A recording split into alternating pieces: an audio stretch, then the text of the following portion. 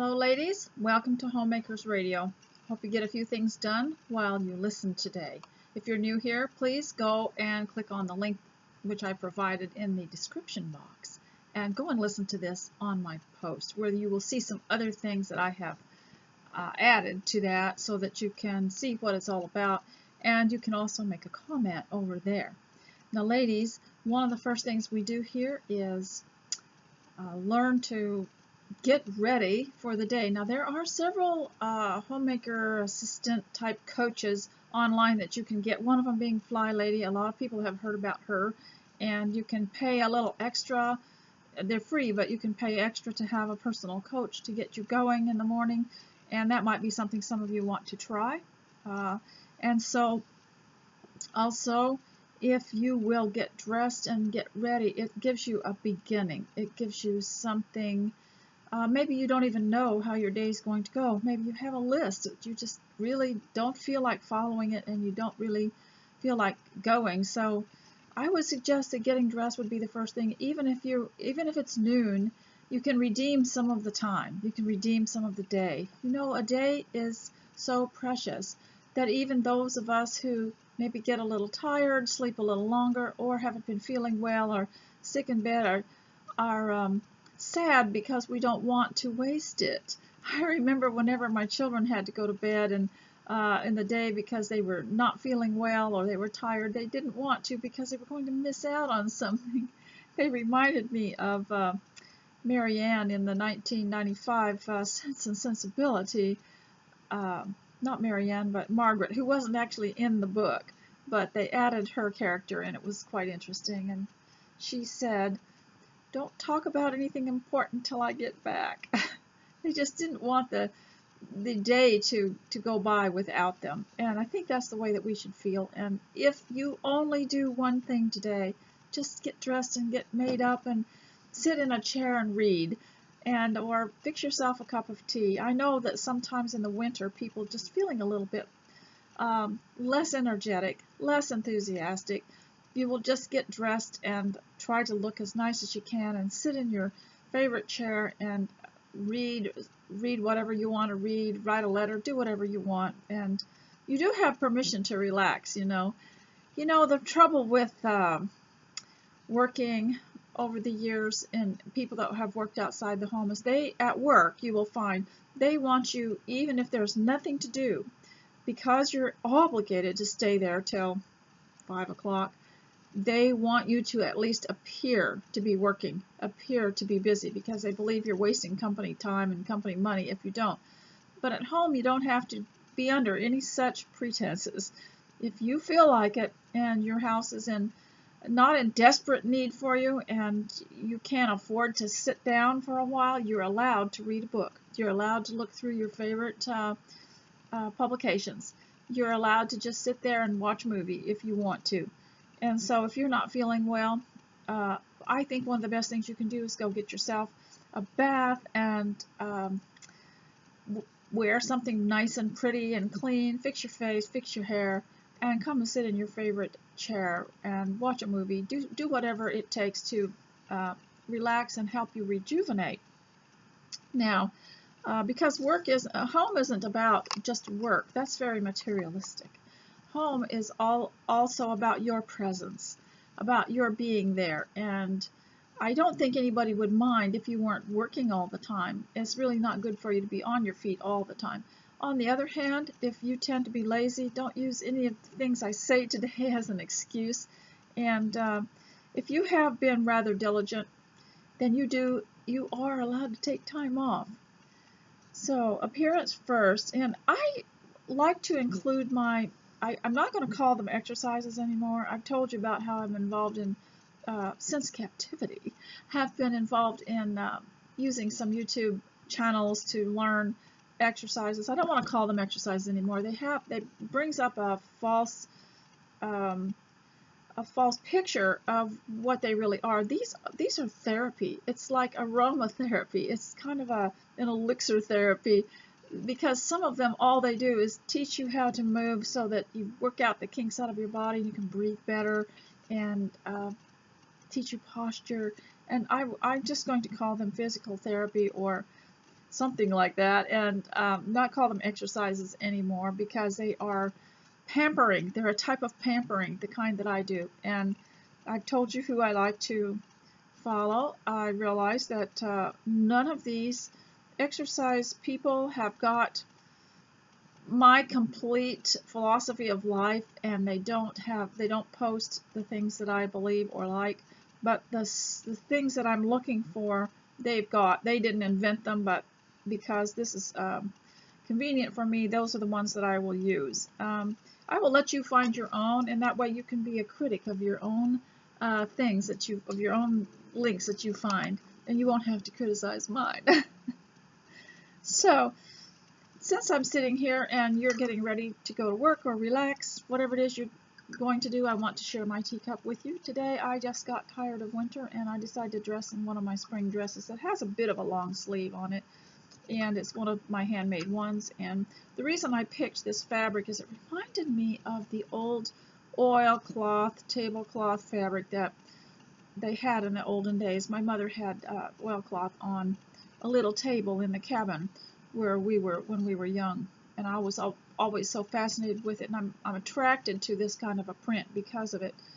And I want to show you my teacup. It's the first one that I bought, the first one I ever bought, and it was at Home Goods, and it has two different, this is the way it was sold. The teacup is Queen's Fine Bone China, a Churchill brand. Don't know about that. But the saucer is not. It's Loaf China, made in Longston, in England. And so I don't know why that was, but there were two of them there, and I bought them both, and I was very happy to have them. And so although it was made more like the antiques, it was because the handles are a little bit smaller, but it is a newer cup. I want to share that with you, and I hope that you will find some pleasant thing to drink in your teacup, and learn to make your own teas if you can, and have something pleasant to drink and include that in your life.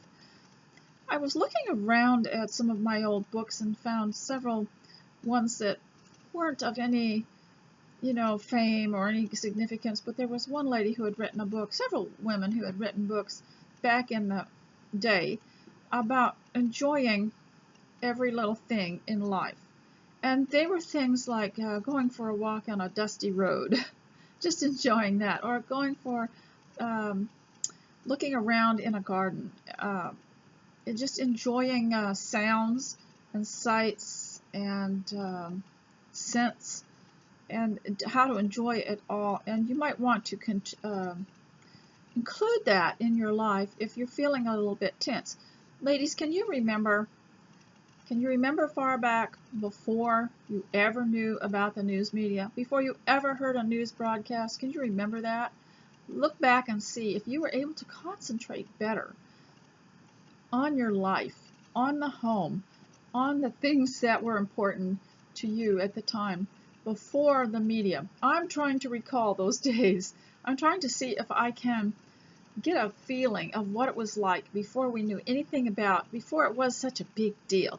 I mean, there would be newspapers, but you could walk past them. You didn't have to buy one. But even if you had a newspaper, it wasn't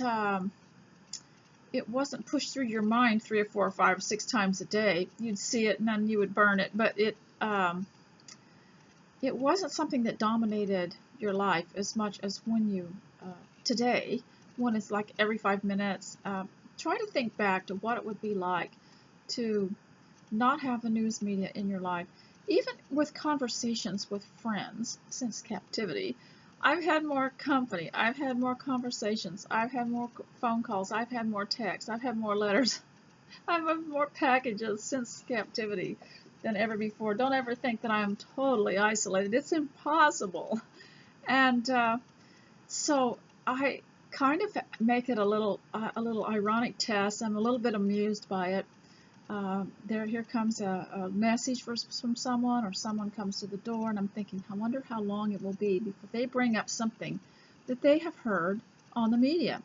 Couldn't we talk about something that is not on the media? It's almost impossible. Everybody is so full of it and so brainwashed, and it's like there's a microphone out there that is blasting it all the time. It could be, and people have that on their mind. But what about what you've read?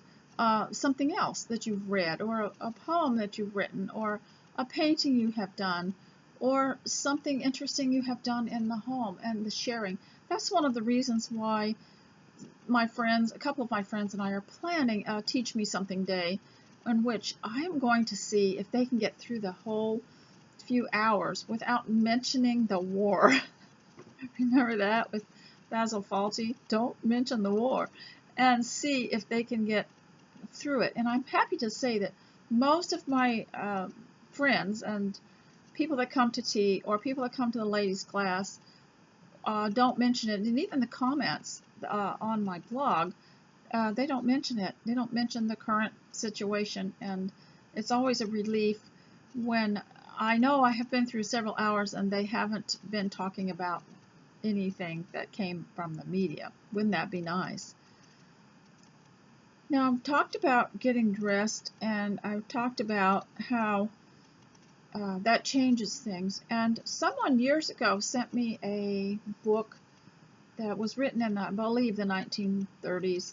And this woman, it was written by a woman who had gone with her husband to a pioneer town. And it was just bare necessities there. And he was working in some capacity. I couldn't remember what it was, but it was very bereft of any kind of comfort or culture or even beauty. And at first she was quite daunted by it, and they were in a situation where she couldn't easily run back to her own family or leave. So she said she found that after a while, after she adjusted to it, that if she would get up and get dressed up and fix herself up as though she were living in some place that was a bit more interesting, that it would help her. And so she did. She didn't try to dress down just because she was in a pioneer town and because life was rather rough and dusty. She got dressed up, and after she got dressed up, then she found that she could do other things. They lived in a small little cottage, and she fixed it up the best she could, and it was always clean. And she said that did her more good than anything is to get dressed up in the day as though they were human beings. And she said she thought that it helped her husband quite a bit to enjoy the work that he had. The work that he had to do apparently was quite grueling. I can't remember what it was. I haven't run across the book yet, but I remembered it.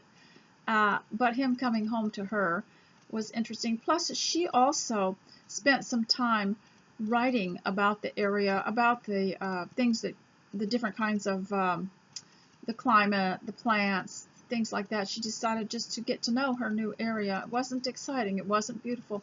Now you can go back into some of those places and they are absolutely well developed and beautiful, but it took these young pioneers to get it started, and so they didn't get to have the best of it. But I thought that her description of, she found that if she got up in the morning and got bathed and she always prepared something to wear that would be absolutely clean and well pressed, and she prepared it before, and she would get herself ready, and it wouldn't matter where she was. It wouldn't matter that it was in a desert area or a place that just seemed to be barren. It didn't matter, because she looked like the rose of the desert.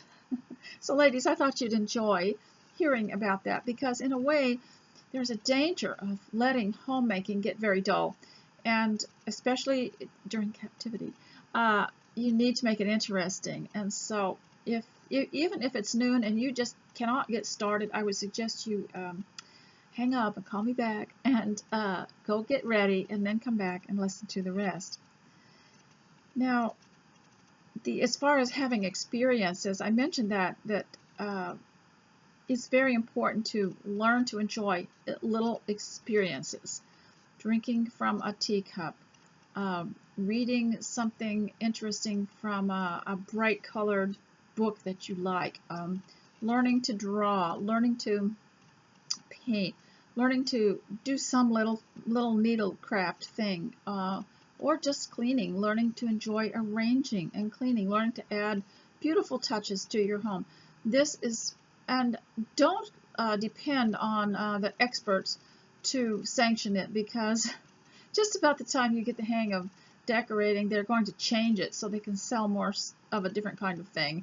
And so you should do it to please you. Do it because it suits the house that you're in. Do it because it's something that you want to help stimulate your family with. If you've got young children, there are many ways. They love their homes. Really, you might not think they do, but they do. And so if you care for your home, they're going to love it even more, and they're going to appreciate it.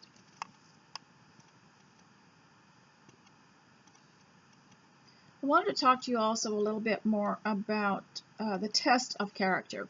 We had talked about character previously, and we've talked about influence. But I failed to mention that there are two kinds. There's good character and there's bad character. There's good influence and there's bad influence. So you can either have a good influence or you can have a bad influence. And character, everybody has it. Everybody is a character or has character, but it just depends what kind. And so yesterday I read to you from, and by the way, if you've got something you need to do, you need to sort out, you need to cut up, you need to clean out, something that is maybe repetitive or tedious that you need to do. I try to stay on here long enough for a room to be cleaned or for a task to be done. I might not be able to do it each time, but if you've got something you need to go do, then this would be a good time to go so that you can listen to the rest. And I read to you yesterday from Galatians 5, the fruits of the Spirit versus the fruits of the flesh. See, there's a difference between good character and bad character. So we want to develop good character. And I mentioned some of the things that are bad character are things of, I'll just read it out loud to you, fits of anger, rivalries, dissensions, divisions, envy, drunkenness, and the things that are like these. And then the fruit of the Spirit is love, joy, peace, patience, kindness, goodness, faithfulness, gentleness, self-control. Okay, so there's a difference there between good character and bad character. These are all characteristics. And so to say that someone has character is not really definitive. The same as for influence. There's good influence and there's bad influence. And Christ and the apostle warned about being around people who were a bad influence. And then there was a warning. I cannot find the scripture at this moment. But it says, avoid the very appearance of wrongdoing or the very appearance of evil. So you might be a very nice person, but maybe the way you're dressed just looks like you don't care. You should avoid the very appearance of slothfulness. You should avoid, because also you got to realize what this is doing to your mind. And the way that you take care of yourself and the way that you take care of your house will feed your mind. It will have a lot to do with how your outlook on life and your outlook on the home. And so many of you are home now that maybe weren't used to it. Now, those of us who grew up with a mother who was at home and a grandmother who was at home and a great-grandmother who was at home and are used to it, we know what to do with the lull times. We know what to do with the times when people aren't communicating with you. We know what to do with the times when times are hard, when there's no money coming in, when it seems like it's a barren wasteland, and we know how to do that. And so there's, if you have little children, it's very important not to let them feel that life is miserable. And also I have warned you about not putting hardship on them, letting children have a happy, carefree childhood, and that should be possible if you're home with them. You don't have to put them under the stress of thinking that the world's coming to an end, the government's going to come and take away your home. Well, it's possible that it might happen, but you can protect them from a lot of that and let them have that robust, happy childhood so that they'll be free to think and to develop and to learn without this hanging over their head all the time. And so that's really important. Most of us who grew up in the olden days have got that because we weren't always being frightened every other minute about everything coming to an end. And but even if it were, we're expected to keep on going and keep on working and being faithful unto the end and to be alive while you're alive, okay? And so one thing about character and influence is that you can have a good character or a bad character. You can be a good influence. For instance, you will tell your children, well, the reason we don't associate with that part of the world is because it is a bad influence. Now, one thing that you need to teach children, maybe you need to learn it too, is the earth, the difference between the earth and the world. Now, we think of the world as, you know, this beautiful, I'm looking out these beautiful mountains and this pasture and the beautiful trees. That's the earth.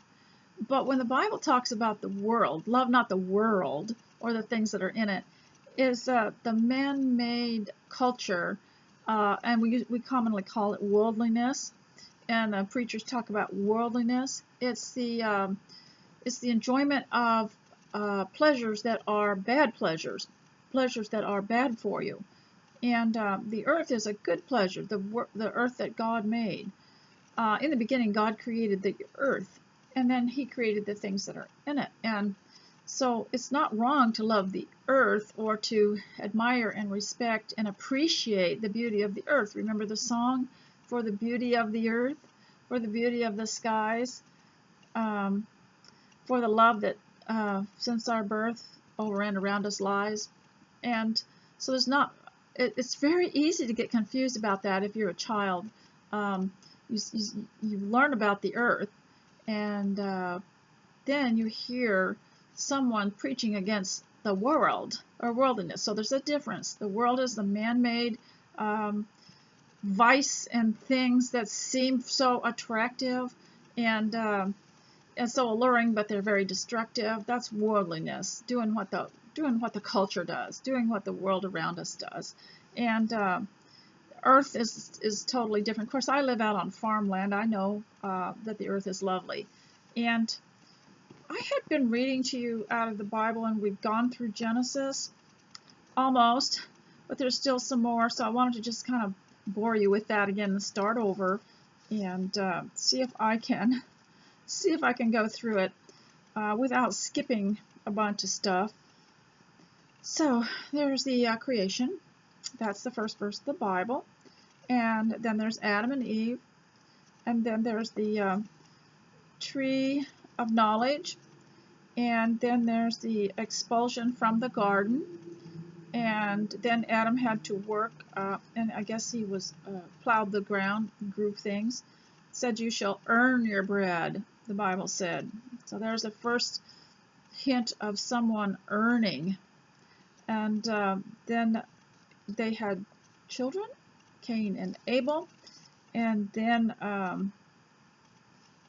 the earth was populated quite a bit, apparently. And there are some people that have added up some of the years that were mentioned up until then as to what the world's population would have been when Noah came along. And then there was a flood, and Noah was on the ark, I believe, 150 days.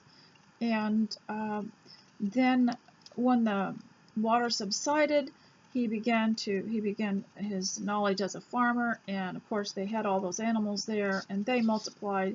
And then there was the Tower of Babel, and I mentioned that to you in the previous one.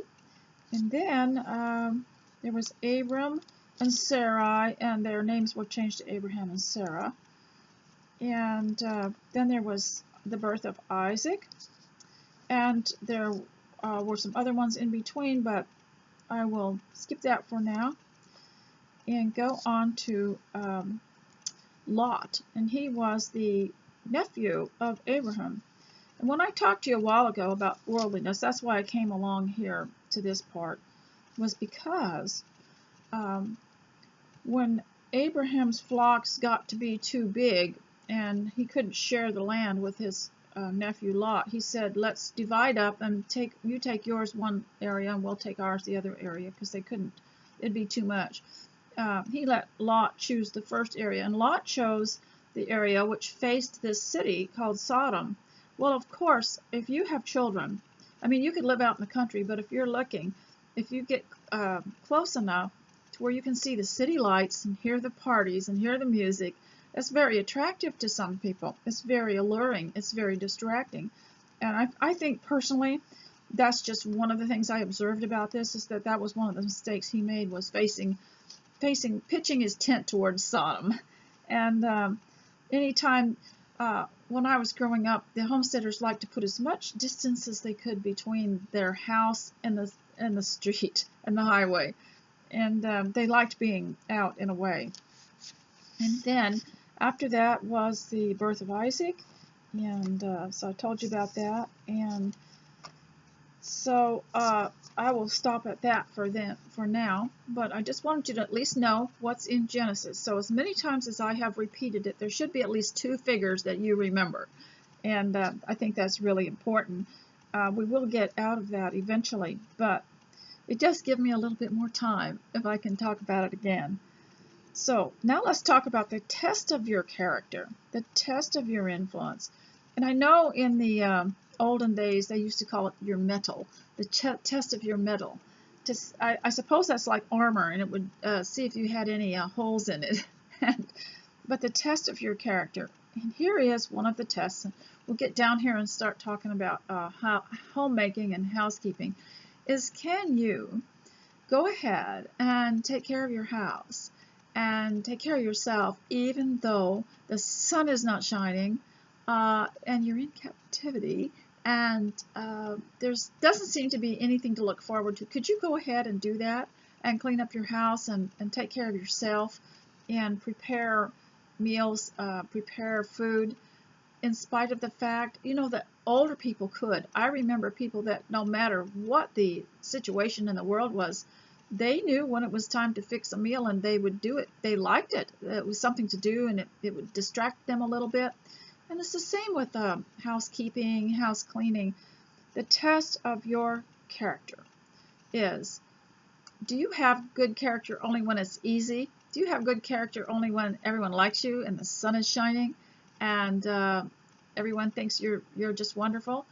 Or does it debilitate you when you are run down? Someone runs you down, or they run down what you're doing, or they tell you that you're worthless, or that the sun isn't shining and the finances are getting scarce, and the opportunities just seem so dismal, the future seems so dismal.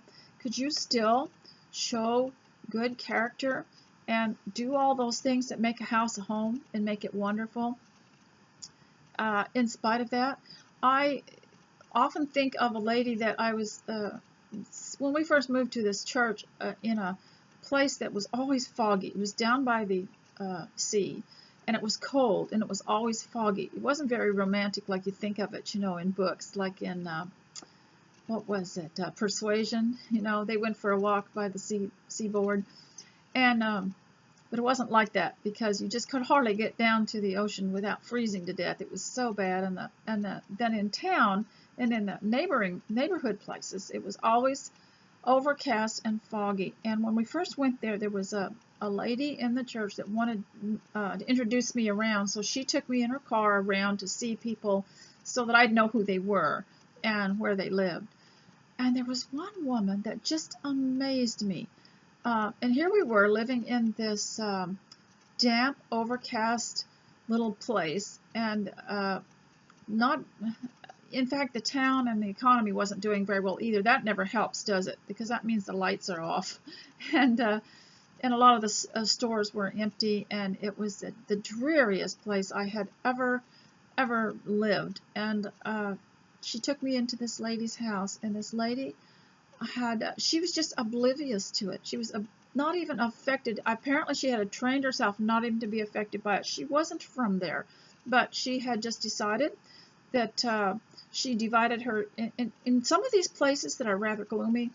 as far as being overcast, and they're close to bays and inlets that where the weather is really cold. Um, your day is not defined by what the shadows are like or where the sun is in the sky, because you can't see it. You can't say, oh, it's noon or it's 3 or it's afternoon or it's evening, because it's just looks the same from 4 in the morning to 4 in the afternoon. And what she had done was she had divided her day up so that, and she kept her eye on the clock, and she also had some radio stations she liked to listen to, and there were musical programs or human interest things that she liked, and there was even a woman that came on and talked about the house and cooking, and she knew what time those things came on, and she would listen to those at that time. Then she knew, well, this is a break in my day. She knew when breakfast was. She knew when the morning was for breakfast. She knew what noon was, and she had children too.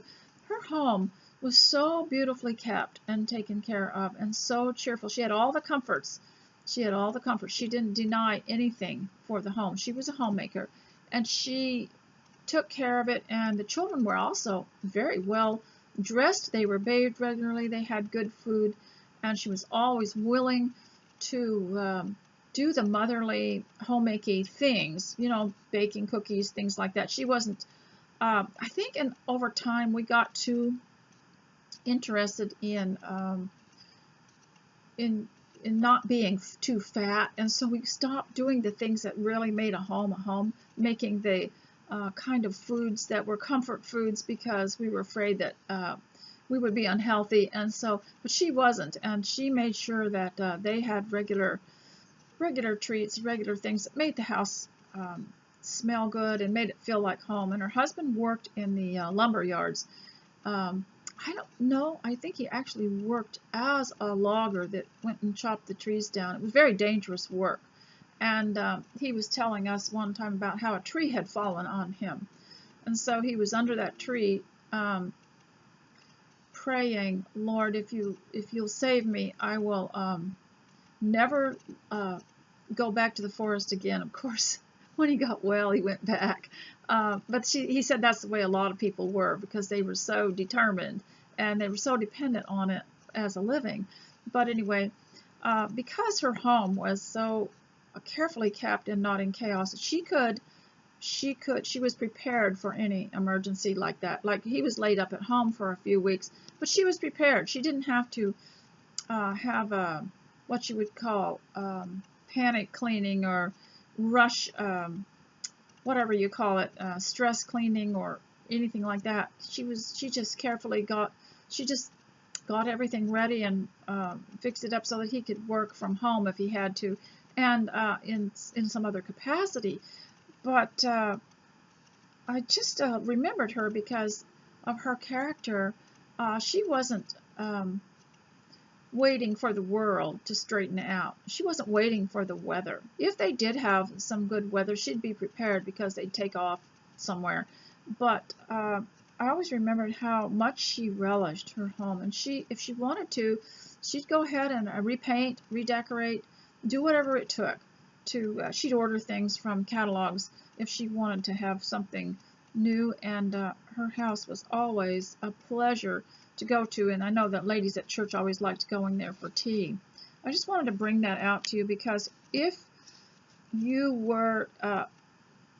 things are going well, everybody's able to perform a lot better. You have to agree with that. If things are going well financially, and if things are going well personally, and if everyone's getting along at home, okay, it's easy, isn't it? It's easy to do right. And of course, we should always try to make it easy and convenient to do what's right for our family, not to make life miserable on purpose, just to test their character. We shouldn't be doing that. We should make life as wholesome and as pleasant as we possibly can for the home. One of the things that I liked when my children were growing up is my husband and I decided that we would say yes to things as long as it wasn't harmful. And so the children would get an idea of something they'd like to do, whether it was a messy artwork or what, but we would go ahead and say yes, because they grow so fast. And also, we were both from an era where people were tended to be more negative, and we thought that would be nice not to have somebody always saying no to everything. And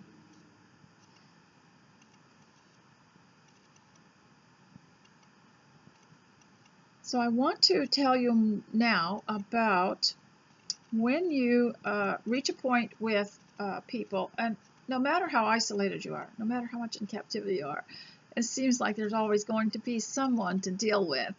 And when you reach a point where people aren't, you're not making an impact on people, or they're rubbing you the wrong way, they used to call. I think they got that from petting a cat. Have you ever tried to pet a cat the wrong way? And that's a figure of speech, ladies. I've talked about figures of speech, how important they are, and hyperboles and ironies and exaggerations and things like that. So when you reach a point where people that have to be in your life for one way or another are not, and you're not making an impact, and they're not getting any gentler, and they're starting to disturb you or disturb your family or your sense of well-being, and you're not getting, they're not lowering their limits, they're not learning to be more courteous by the way you act, I think it's very important not to put so much worry and effort and thought into them who are controllers, I might say. And I think it's very important that the less contact we have verbally with people who want to subvert us and subvert our families and be critical of us. I think it's very important to quit trying so hard to change them and teach them if after a period of time. Isn't there something like that in the Bible? It says, for after a period of time, when you ought to be mature, you still need people to teach you. As to move on to progress in your own life. And that, to me, is a great example. And you're still teaching, you're still helping, you're still influencing in a good way. But at the same time, you're developing qualities that you might always use. Now, for myself, I decided I would try to pursue better health. And I also wanted to learn to be a little bit more skilled in some things, to learn how to repair things, and to also do some art. And I will show you that sometime. And I wanted to learn more about food preparation. I wanted to use the time now in captivity to come out of the other side better, stronger, smarter, and more creative, more talented, and maybe younger.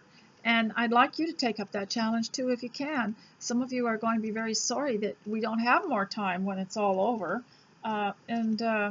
In a way, nobody can make us captive, can they? They can't capture the spirit.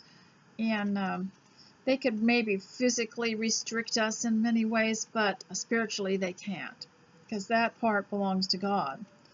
So quit trying to teach them and move on with progress in your own life. That's a great teacher. They'll be shocked when they come over and find out that you've painted your whole house, or you've redecorated it, or you've done some physical therapy, and you're more limber, and you're younger, and you're stronger.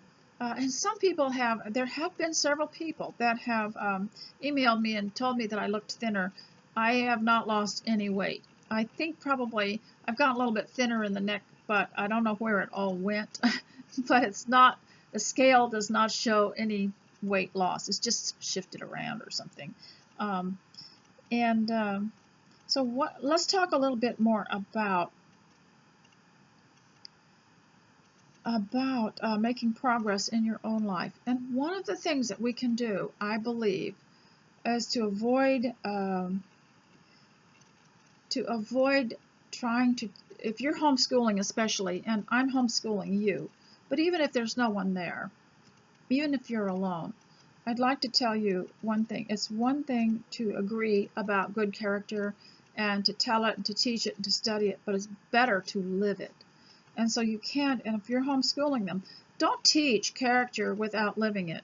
Be sure that you live it. All of us know what it's like to know people or be acquainted with others who really say they believe in all this stuff, but they don't live it. And one of the things people do that I think is very bad for women, it's very bad for your femininity, it kind of puts harsh edges on you, is hasty, sharp replies. Coming in right at the end of what someone says and immediately contradicting it. No, it's not. Well, that depends. Well, not everything. You know, just totally. I think one of the things that impacted me the most was how shocked I was, and I didn't know how to answer, but I had been to a food preparation class, an actual class, before captivity, you know, when we could go out and we could see people. And we went to a girl, and a friend and I, we went to one that was preparing for afternoon tea. And they had some recipes there that I was following, and they were very nice, but the teacher kept emphasizing how you would put them on the plate that you would give to the individual, and she said, presentation is everything. And she tried to emphasize to us that you could have the plainest of foods and the least impressive of foods, but if you arranged it a certain way, and the presentation was everything. In fact, in the olden days, when the candy stripers learned to take a tray to people in the hospital, and when they had a meal, they had to serve them on a tray. They were told that everything had to be beautiful, it had to be pretty, because it helped people with their mood, it helped them to get well. And if you could make the mind happy, also you could help the body to heal. This is so important. And anyway, I was telling this so enthusiastic, and I was so young, and I thought I was just contributing to some kind of conversation in a group of Christian ladies. And I said, well, the lady that I was learning from claimed that presentation, they were talking about food, and I said presentation was everything, and right away somebody just clipped off the end of my sentence. I mean, there was such a hasty, sharp reply, and she said, not everything. And it was just like that was final. But maybe it isn't everything, maybe not, but still it's not very polite to do that. I mean, we could probably analyze everything in the world that people said to us and find a reason why what they said was could be refuted, but it doesn't make for a harmonious, friendly friendship. You know, do you remember back in the olden days when we used to actually have friends when we were little, and we really didn't care about a lot of things. We just enjoyed having someone to jump around with, and someone to play with, and someone to do something with. We just enjoyed it so much, having a friend. It just was so good for us. Well, now it's quite a touchy detail, isn't it? Because there's always going to be somebody there who's going to correct every single thing that you say. Now, one of the tests of your character is, can you still have dignity and respond with beauty and joy of life? Can you keep them from kicking out your enthusiasm and joy of life? Can you keep them from making your spirits plummet when they say something? If you will just, they used to say, consider the source. You consider the source, and this sourpuss character that comes into your life, oh, they're going to generally say something that's very rude. If you could just laugh, if you could just smile, and it's a test of your character not to let it plummet your mood. I have had times when I had to do some social thing, and someone would come in and seem to be putting a sour note on it for everybody, and I kind of lost my verve and my enthusiasm. I'm just sitting there with my shoulders slumped and kind of waiting for it to be over. But a test of your good character is, can you still have enthusiasm and life and dignity in spite of some of these silly things these silly people say, and just chalk it up to their ignorance and be enthusiastic anyway. One of the things that a narcissist hates is for you to smile and to be happy, and they exist to make you unhappy. And so that's one of the biggest, I believe, weapons, is just having a sense of well-being and a little happiness around these kind of people. So that's a test of a good test, but that's also might want to mark these individuals and avoid them. The Bible talks about marking some of these people. They say marking. What it really meant was taking note of their their character and their interaction, and finding out if you really want to ruin your next fellowship by having such people there that all they can do is talk back sharply. I call them hasty, sharp replies. You can start this in the home. Are you used to giving hasty, sharp replies to your loved ones and to your children? It's not good for them. It doesn't necessarily help them. A hasty, sharp reply doesn't really help anybody because people are just going to pay attention to the harshness rather than to what was said. And it could be a very bad thing for their future too. So if you want them to treat you nice, then you've got to treat them nice too. Now, this doesn't work with everybody. Some people just don't get it. But basically, it's a great test for your character. Now, ladies, I hope that you were able to get a few things done today. I have one more thing for you. I have been talking to one of my grandchildren about trains. Now, this is a book. I've been going through books, and this is the one that I found that Mr. S bought, and it's by National Geographic Kids. Now, I stopped liking National Geographic years ago when they got political. But when I grew up, you could get a National Geographic book, and they actually had good pictures and no narrative in it that was designed to twist your mind into some political opinion. But this one was called Trains and for Kids, fairly good. I'll give them some credit. And the reason that he bought this is that we were interested in trains at one time. And I was sent on email a picture of a map of abandoned train tracks in certain states around the country, and thought how sad it was. And there's a whole political deal behind it because someone owns those train tracks, and if you wanted to have your own train and you want to have your own line and stuff, you'd still have to deal with that because you'd have to rent those tracks, or you'd have to pay a great deal of money. And so I have been thinking about one of my grandchildren by the way, my grandchildren are all up in their 20s now, so and I try to influence them. I would really like to have a train between my place and their place, because for one thing, I think train travel could be a luxury in some of these country areas that are so beautiful, and they could be very, very luxurious. And when my people first came out west, and it was back in the early 1900s, some of them had their own car. You know, you could keep your car in the railroad yard, and I was told by some relatives that they'd had a car of their own. I find that very interesting. So this is about trains and about the different kinds of trains that there were and are, and about the different engines. And I always thought that if I were young, I would like to have a career on a train, because they have if you get on the railroad, they have very good careers. I'm trying to get my grandsons to do everything. I want them to be on trains, and I want them to be on highways. I want them to do all kinds of things. And so I wanted to show you that. And I remember it was only just recently, there was a train that went past here, and it was in one of the little country neighborhoods.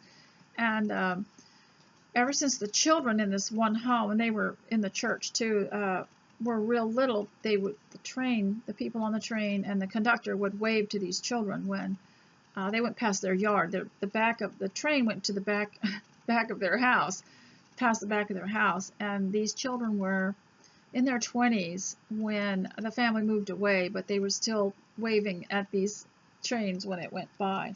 So trains have a great history. In fact, you're going to find as we read more about the pioneers, and that the trains came shortly after they were finished the railroad tracks were finished and completed, after the pioneers had already walked all that treacherous way. It was just a couple of years afterwards, or maybe even less, that the trains came and they were able to go back to see their relatives. I thought that was interesting.